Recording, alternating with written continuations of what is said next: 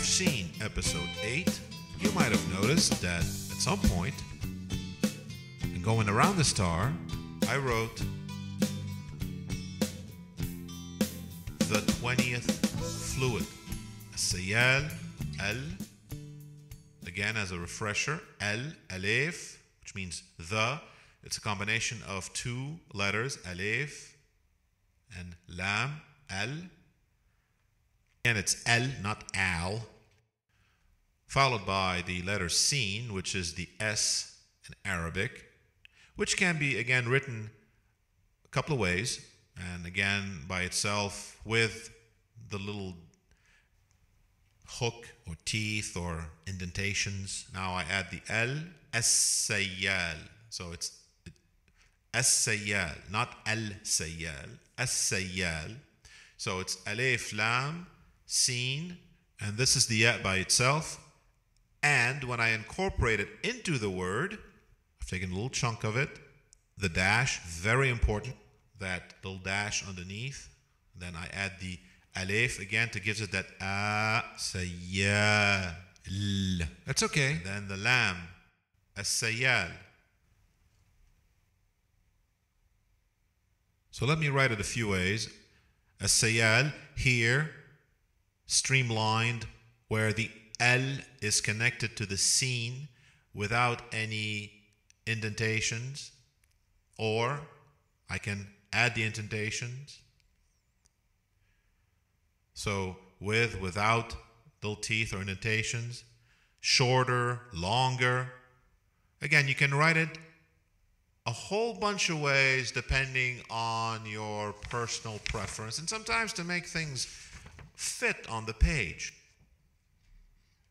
Okay, let's go back to what I was doing in episode 8. You saw me write as-sayyal al, which means again the fluid, and then I wrote 0 and 2. Okay, let's go over that again. 0 and 2. Okay, 0 and 2. Let's just think about what's happening here. I think I drew them too far apart. 0 and 2, written from right to left, actually mean, hold on. So 0 and 2 actually mean 2 and 0, 20. So everything in Arabic is written from right to left and read from right to left, except for numbers. Imagine doing calculus in Arabic. I should have invented algebra. Thank you very much. Anyway, we write 2, 0 in English, whereas in Arabic we write 0, 2. But just like in English, or French and Spanish and German, or do we do it in Klingon? I'm not sure. Anyway, we read it 20. Now you're probably wondering, why? I have no clue. No clue. Okay. As-sayyal. I'm writing again as-sayyal, using different styles. Hold the applause. Note again, I did not include the diacritic, which doubles up the ya. And let's look at how we actually pronounce 20 in Arabic.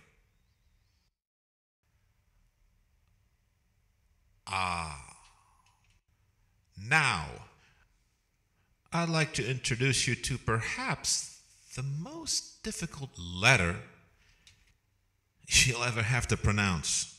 Although technically for some people it is the letter I, immediately followed by the letters D and O. But I digress. Okay, in its natural state, the most difficult letter you'll ever have to pronounce looks so beautiful to look at. I mean, just look at it. So curvilinear, so rounded, so difficult. And, seriously, I don't even know how to teach you how to pronounce it. Okay, I'm adding the symbol, which means nothing to you because I really don't have an equivalent to it in English. And then A-I-N. Now, without this, it would be ain. But if we add this, it would be, ready? Ein.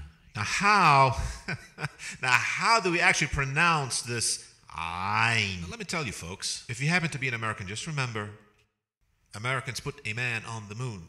Now, if you can put a man on the moon, you can pronounce the letter Ein. Sorry, that's the best I can come up with. Okay, to pronounce the letter Ein, we have to first, I'll tell you what. Okay, I know you're gonna sound like, look, just be by yourself, go on vacation, whatever you gotta do, but just if you wanna, really, I mean, you gotta be able to do this. Okay, so, now, as you're doing this, constrict your throat.